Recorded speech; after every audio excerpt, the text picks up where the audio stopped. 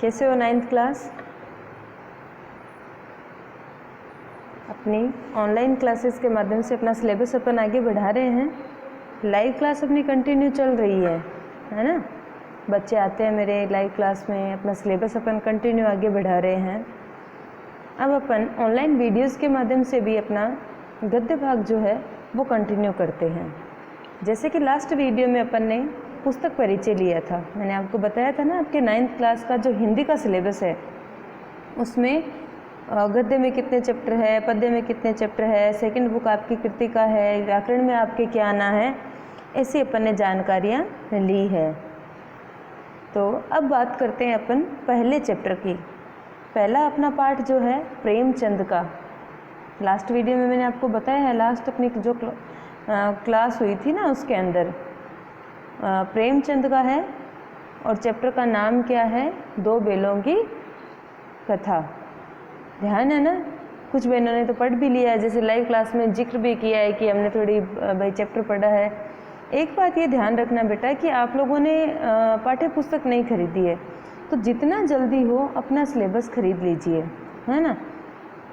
पाठ्य पुस्तक नहीं होगी तो अपन कोई भी चीज़ इतना अच्छे से क्लियर नहीं कर पाएंगे। भले ही हम आपके पास वीडियोस भेज दें, लाइव क्लास में आ जाएं, नोट्स बना लोगे, क्वेश्चन आंसर कर लोगे, लेकिन वो बात नहीं रहती है ना। अपन को बारीकी से चैप्टर पढ़ना है ताकि क्वेश्चन आंसर में इतना जोर नहीं आए। तो अब अपन बात कर रहे हैं गद्य भाग की। पद्य में मैंने आपको पूरा बताया किस प्रकार से आपको कवि परिचय लिखना है और फिर चैप्टर का अर्थ कर रहे थे। वैसा का वैसा परिचय अपन को गद्य भाग में भी करना है। आज अपने पहले कवि कौन है? प्रेमचंद। तो प्रेमचंद ऊपर हेडिंग डाल के प्रेमचंद का जन्म, माता पिता, इनका जन्म स्थान है, इनकी शिक्षा दीक्षा है, इन्होंने साहित्य में क्या किया है, कितनी रचनाएं लिखी है, क्या क्या लिखी है, इनकी भाषा कौन सी रही है, ये कौन से काल के हैं। तो ये सारी जानकारियाँ अपन को कवि लेखक परिचय में भी देनी है, क्योंकि आपके लेखक और कवि दोनों परिचय आने हैं। बात आई ना ध्यान में।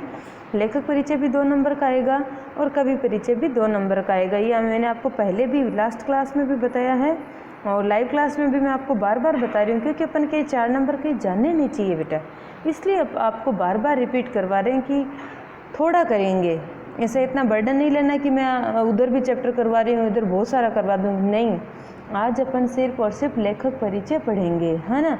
लेखक परिचय के साथ क्या करना है, जैसे उसमें मैंने आपको लेखक परिचय और ये कुछ 7-8 दोहे करवाए हैं, तो इतना बर्डन लेने की आवश्यकता नहीं है। इसमें सर्वप्रथम अपन क्या करेंगे, चैप्टर लंबा चलेगा, बड़ा चैप्टर है, तो आज अपन सिर्फ और सिर्फ लेखक परिचय पढ़कर छोड़ देंगे। पढ़ा और उसमें से लेखक परिचय लिख दिया तो वह एक काम कंप्लीट हो गया आपका, है ना। तो लेखक परिचय में सर्वप्रथम देखिए प्रेमचंद। प्रेमचंद का जन्म सन 1880 में बनारस के लम्ही गांव में हुआ है। तो अपन को एक पंक्ति में ऐसा नहीं लिखना है, क्या करेंगे, ऊपर नाम आया प्रेमचंद, ठीक है, जन्म सन 1880 में, जन्म स्थान बनारस के लम्ही गांव में, ठीक है। फिर देखिए उनका मूल नाम धनपत राय था, ये अपन जरूर देंगे। प्रेमचंद का बचपन अभाव में बीता और शिक्षा BA तक ही हो पाई है। उन्होंने शिक्षा विभाग में नौकरी की, परंतु असहयोग आंदोलन में सक्रिय भाग लेने के लिए सरकारी नौकरी से क्या करना पड़ा इनको, त्याग पत्र दे दिया और लेखक कार्य के प्रति पूरी तरह समर्पित हो गए। सन 1936 में इस महान कथाकार का क्या है, देहांत हो गया है। ये तो एक पैराग्राफ हुआ है अपना। अब आप ऐसे नहीं कर देना कि ऊपर 1880 में अपन ने जन्म लिखा, जन्म स्थान लिख दिया, इनके बचपन का नाम लिखा और इनकी मृत्यु दिखा दी। अपन को ऐसा नहीं करना है। हमेशा ध्यान रखना, मृत्यु के बाद कुछ नहीं लिखा जाता है। जब जन्म हुआ है और जन्म से मृत्यु के बीच में जितना इनका कार्यकाल रहा है, जो जो इन्होंने कार्य किए हैं, सामाजिक कार्य कर दिए, देश हित में कार्य किए हैं, साहित्य में कर दिया है, शिक्षा के क्षेत्र में की है, जो भी इनका कार्यकाल है वो मृत्यु से पहले आ जाना चाहिए। इस बात का ध्यान रखना। बात आई ना ध्यान में। तो पहला पैराग्राफ ध्यान में आया ना। पहले पैराग्राफ में इनका नाम, बचपन का नाम धनपत राय था, इनका जन्म 1880 में हुआ है, इनकी शिक्षा दीक्षा BA तक ही हो पाई थी, इन्होंने सरकारी नौकरी भी की, लेकिन असहयोग आंदोलन में जुड़ने के कारण इनको क्या है, सरकारी नौकरी से त्यागपत्र देना पड़ा। फिर इस महान कलाकार का क्या है, देहांत हो गया। ऐसा अपन ने पढ़ा है। आगे चलिए।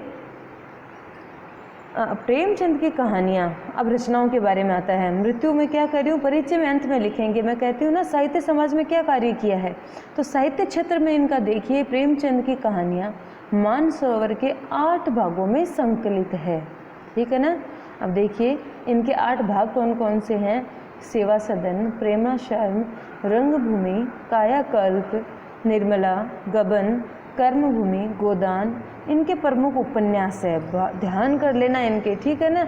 इनकी कहानियाँ तो मानसरोवर के 8 भाग में हैं, जो मैंने अभी बोले हैं वो इनके क्या है, उपन्यास है। उन्होंने हंस, जागरण, माधुरी आदि पत्रिकाओं का भी संपादन किया है। कथा साहित्य के अतिरिक्त प्रेमचंद ने निबंध एवं अन्य प्रकार का गद्य लेखन भी प्रचुर मात्रा में किया है। अब इनकी 4 प्रकार की रचनाएं आ गई है। गद्य की आ गई ना, क्या आया कि इन्होंने कहानियाँ लिखी है, फिर उपन्यास करके ये जो 7-8 उपन्यास दे रखे हैं पूरे नहीं होते तो कम से कम अपन 4 तो याद करें।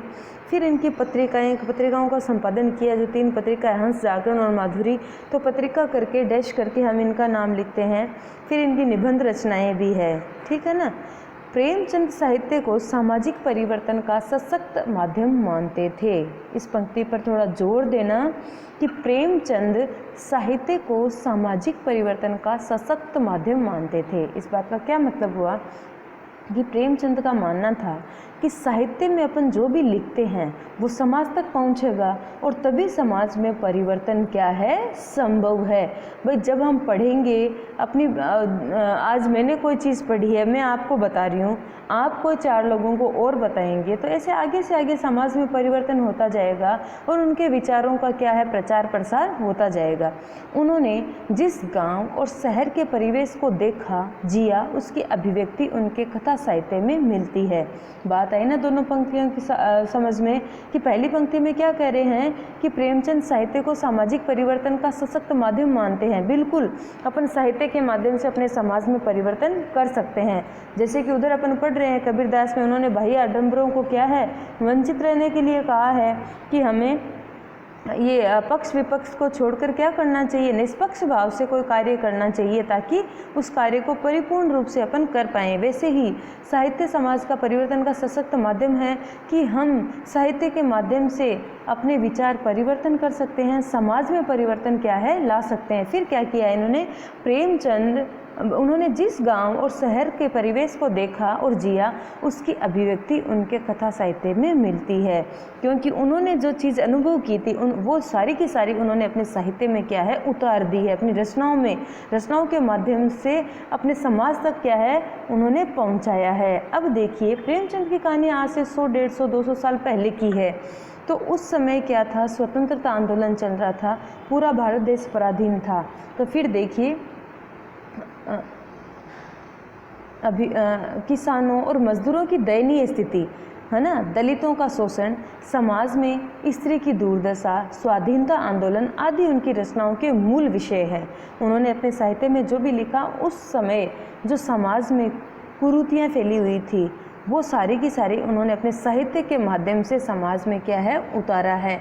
तो वो देखिए क्या लिखा है उन्होंने कि किसानों और मज़दूरों की दयनीय स्थिति, क्योंकि किसानों को लगान और कर की वसूली करनी पड़ती थी, मज़दूरों को मजदूरी नहीं मिल रही थी, दलितों का और शोषण हो रहा था, समाज में स्त्री की कोई वैल्यू नहीं थी, स्वाधीनता आंदोलन आदि उनकी रचनाओं के मूल विषय हैं।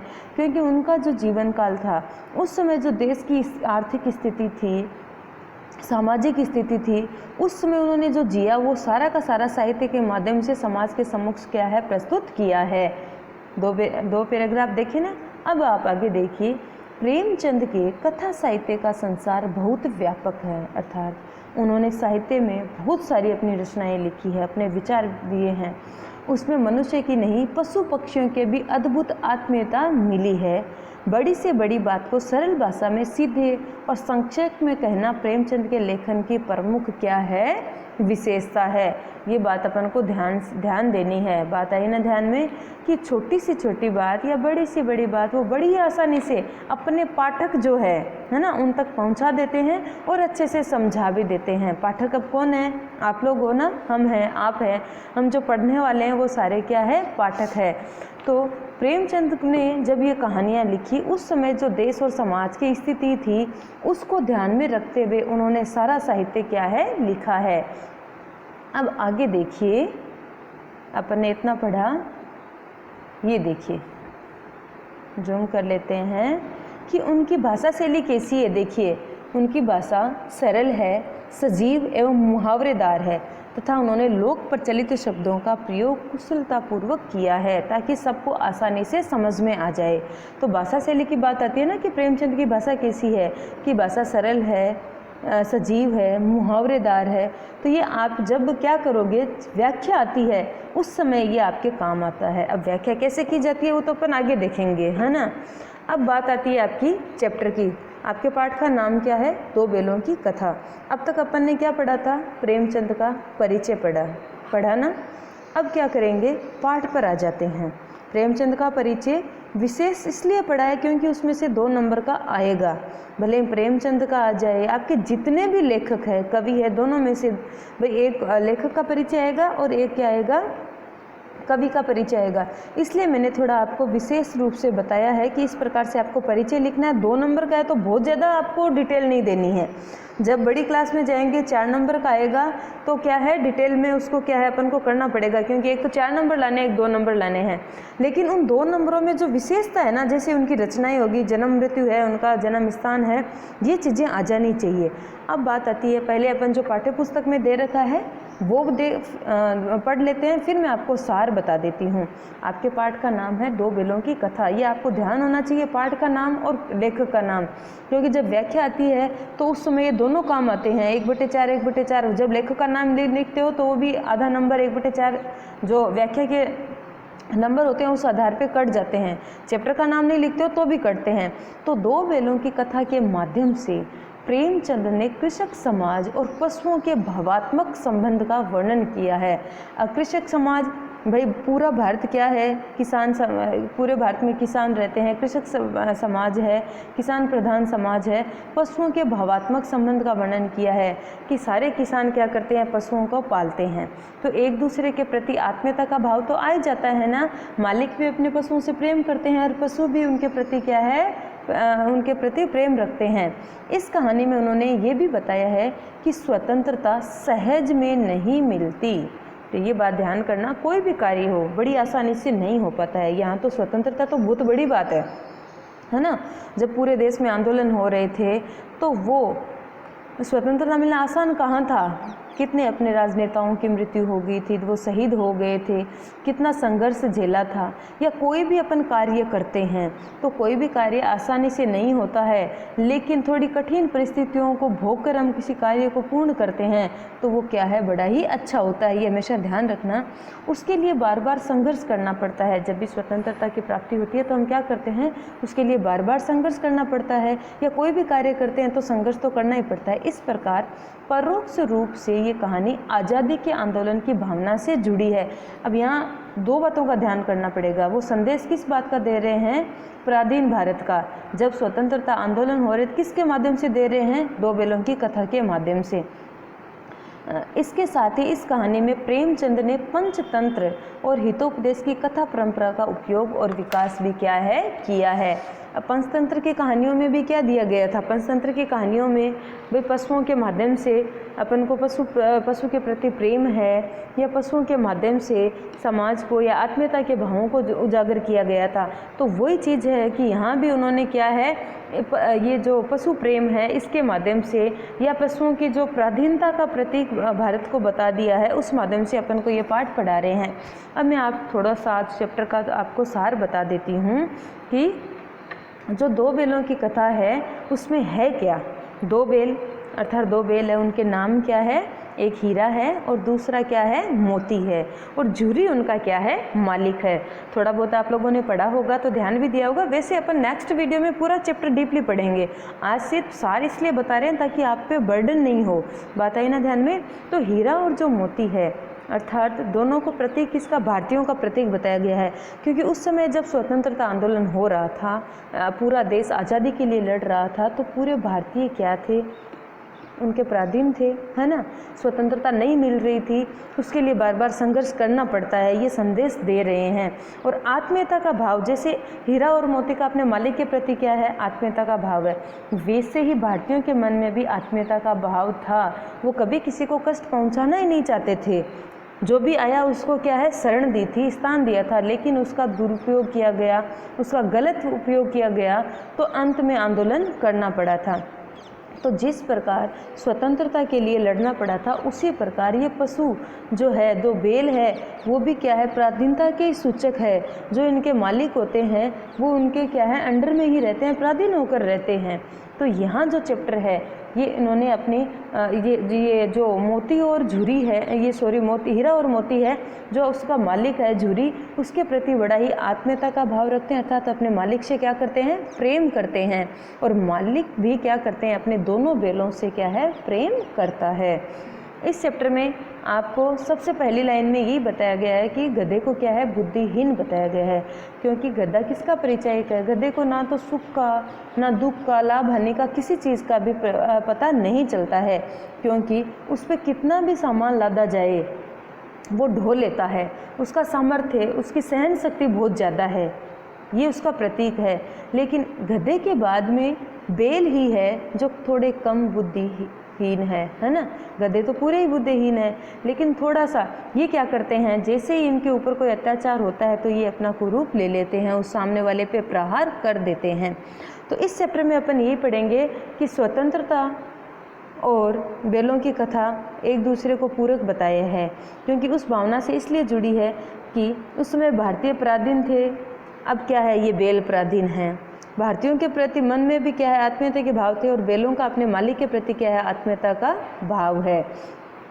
फिर क्या करते हैं कि मालिक जहाँ भाई मालिक के प्रति आत्मीयता का भाव रखते हैं, मालिक किसी कारणवश बैलों को क्या है, क्या करते हैं, एक स्थान से दूसरे स्थान पे भेज देते हैं, ऐसी परिस्थितियाँ आती है। लेकिन उनको मन में क्या है, द्वेष भाव आ जाते हैं कि ये हमें बेच रहे हैं। हालांकि ऐसा नहीं है, लेकिन भाई वो पशु है तो इतना समझ नहीं पाते हैं, आपको पता ही है, तो समझ नहीं पाते हैं। लेकिन आपस में दोनों, हीरा और जो मोती है, दोनों में बहुत ही क्या है, आत्मीयता का भाव, प्रेम होता है। एक दूसरे को संकट में डालकर वो कहीं छोड़कर नहीं जाते हैं। और अंत में यही होता है कि वो बहुत सारी कठिनाइयों को झेलते हुए, बहुत सारी परिस्थितियों को पार करते हुए अपने मालिक तक वापस क्या है, आ जाते हैं।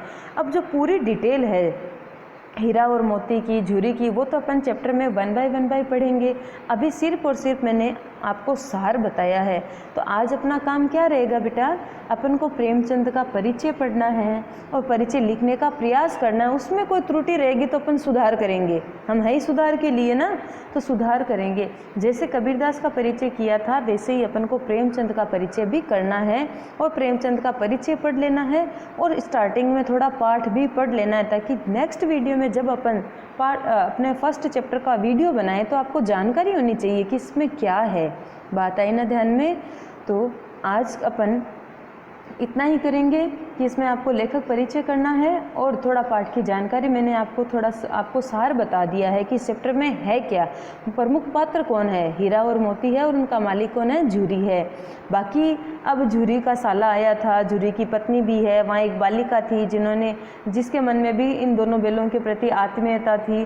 तो ये सारी चीज़ें अपन जैसे जैसे चैप्टर पढ़ेंगे वैसे वैसे आपको क्लियर करते जाएंगे। तो आज के लिए इतना ही बहुत है।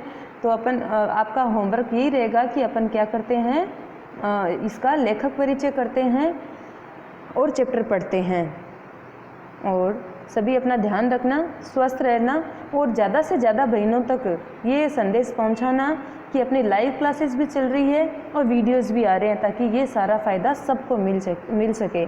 धन्यवाद।